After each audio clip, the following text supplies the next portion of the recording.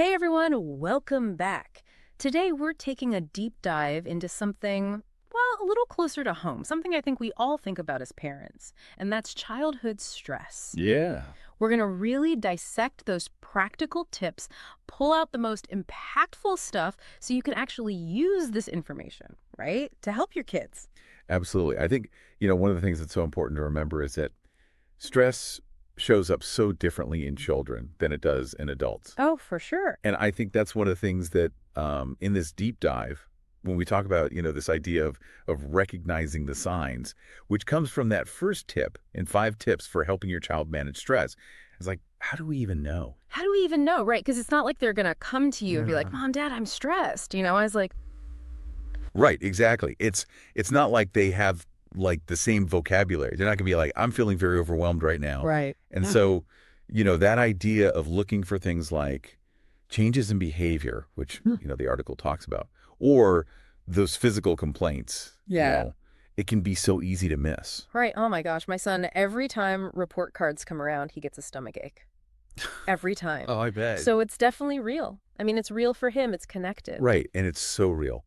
And I think that's what we have to do as parents is really put on our detective hats in a way, Mm. right? And think about, okay, what are those things that we're seeing? Yeah. And not expect them to react like little adults. They may not have the words, but they're going to show us through their behavior in some way, shape, or form. Okay. So we've spotted the signal. We've recognized it. Now, how do we react? Because, in the source, they talk about creating a safe haven. But what does that actually look like? What does that mean? Well, I think it's about, I mean, it sounds so simple, but it really is about connection, Right. and not just, and this is the thing, not just talking at them, but really being present and listening in a way that makes them feel heard and validated. I struggle with that. I will fully admit. I will Mm. fully admit that sometimes, especially when my daughter's going on about like her third grade, like friend drama, I'm just like, Right. my mind is elsewhere. It happens, I'm not perfect. Well, you're not supposed to be perfect, right? But I think it's about it's putting down your phone, making that eye contact, and really reflecting back what you're hearing. And our source mentions scheduling regular one-on-one time. Oh, I love that. I love that too. Yeah. It doesn't have to be fancy. Right. It's 10 minutes of completely dedicated time. I love it. I'm That going to makes such a difference. like mark it on the calendar, Tuesday, 7 p.m. Listen to all the things, I love it. Exactly. All right. So, in addition to creating that safe space, the source talks about, our old tried and true friend, relaxation techniques, and good old physical activity. Yes. But there's a reason why these things keep coming up, right? Is because they actually work. They work. Yeah. Because it's not just your grandma telling you to take a deep breath. Right. Exactly. There's a reason this works, and there's actually science behind it. Like when you Right. think about breathing and how something as simple as taking 3 deep breaths can actually like shift your nervous system from that fight or flight mode to a calmer state, like literally hitting the reset button. It's like a superpower It is. that you can do anywhere. Exactly. And then physical activity, I mean, we all know, get those wiggles out, right? But tell me a little bit more about why this works. Well, think of it this way. If your child is like a shaken up bottle of soda, right? Okay. Physical activity is that slow release of letting that pressure out in a healthy, controlled way. Oh, I like that. Right. And it releases those endorphins that are like natural mood boosters. Yeah. Right. So it really is, it's like this incredible tool. And the thing is, it doesn't have to be organized sports. It doesn't have to be anything formal. Oh, I know. Right. It can just be, dancing in the living room. Exactly. Building a fort, Yes. playing tag in the backyard. Oh, for sure. And you know what I've even discovered lately? I don't know about you, but those mindfulness apps for kids, they're everywhere. And some of them are really good. Yes.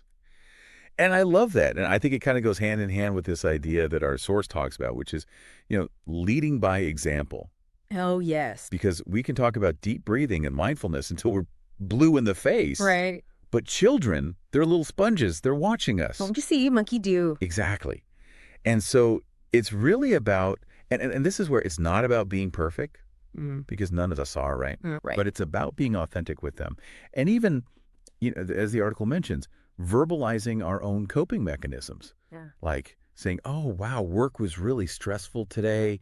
I need a few minutes to myself to take some deep breaths before I make dinner.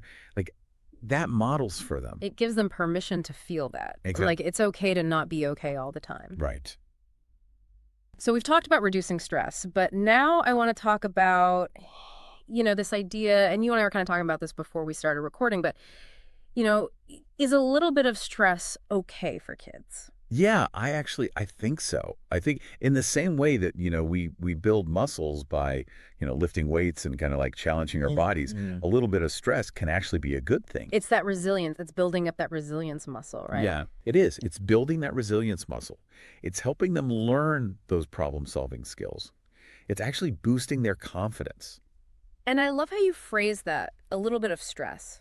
So it's not about shielding them from every stressful situation. It's about giving them the tools to cope so they can come out stronger. Yes, exactly.